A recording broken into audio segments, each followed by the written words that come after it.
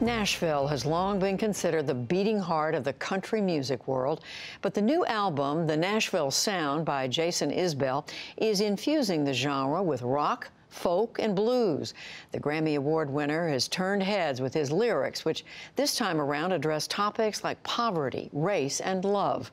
Jeffrey Brown recently joined Isbell on the first stop of his international tour. So many people, so much to do. The winter's so cold, your hands turn blue. In his song, The Last of My Kind, Jason Isbell creates a character based on people he grew up around in rural northern Alabama, who fear how the world is changing. The last of my kind. Am I the last of my kind? A lot of people that I grew up with, went to school with in Alabama, and a lot of people in my family who, you know, told me growing up that cities were terrible places, and anything outside of our little circle was scary and dangerous and frightening. And I thought about the effect that that had on people, you know, when you start to believe that and you let yourself be so afraid of other people and of the outside world that you never feel tethered, you never feel a connection with the rest of humanity. So I wrote that song based on that kind of fear. In both ballads and hard-charging rock and roll songs like Cumberland Gap, Isbell's storytelling prowess has made him one of today's most acclaimed singer-songwriters. His last album, Something More Than Free, won 2 Grammys and achieved the rare feat of topping folk, rock, and country charts in 2015. Now 38, he's back with a new album titled The Nashville Sound. And we joined him and his band, the 400 Unit, at the Thomas Wolfe Auditorium in Asheville, North Carolina, on the first day of their new national tour. Took her bed, she took your heart, and wrapped it around an oak tree like you did that 67 GT. Once again, Isbell's songs are filled with rural country characters, this time also reflecting the nation's political and cultural fears. It's just hard to tell, you know, people who are like my family that anybody in government really cares about them, you know, because I don't think I can sell that. I don't think I can convincingly tell middle America that the government gives a damn. Disaffected white male? Yeah. You know? Yeah, you hear about that, and I think a lot of people try to tell us that that's who elected our current president, but I don't necessarily believe that, because I know a lot of disaffected white males and disaffected white people in general who didn't vote at all because they didn't think anybody gave a damn about them. And they just didn't believe in the political system. No, they thought the system had been broken for a long time. Red, white, and blue in the rafters. Isbell started out, as many do, in bands that travel by van wherever the gigs take them. His first big break was as a member of the southern indie rock band, the Drive-By Truckers. That came to an end when his drinking and drug abuse grew so bad he was thrown out of the band.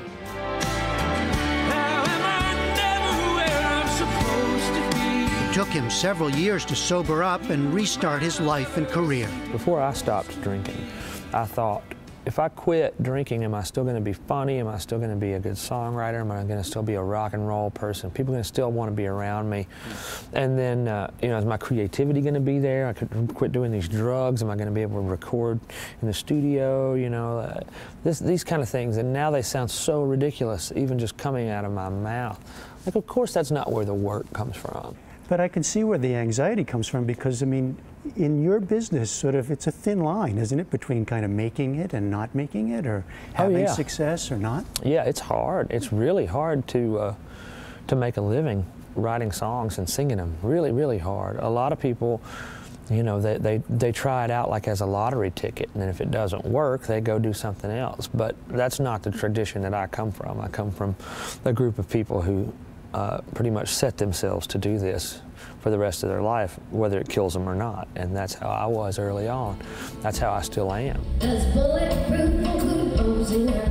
Now he's on the road with his wife, Amanda Shires, herself a singer and songwriter who performs on her own and as bandmate with her husband.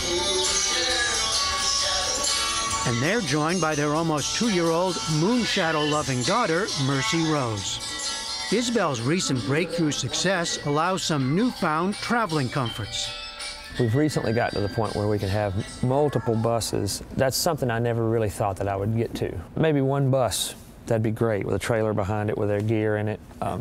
That was always the goal for me. This is how you judge where you're at, right? By whether it's a van or one bus or two buses? Yes, practical concerns, you know, because I've always made the art I wanted to make, and I'll always do that. So, you know, I'm going to judge my level of success by whether or not I can hear myself on stage, or, you know, whether or not my wife can come along with me and have a mirror to put her makeup on in, and, you know, my baby can have a bunk with this, like, dog gate that we bought at Petco and bolted to the outside of the bunk so she doesn't roll off in the middle of the night, you know.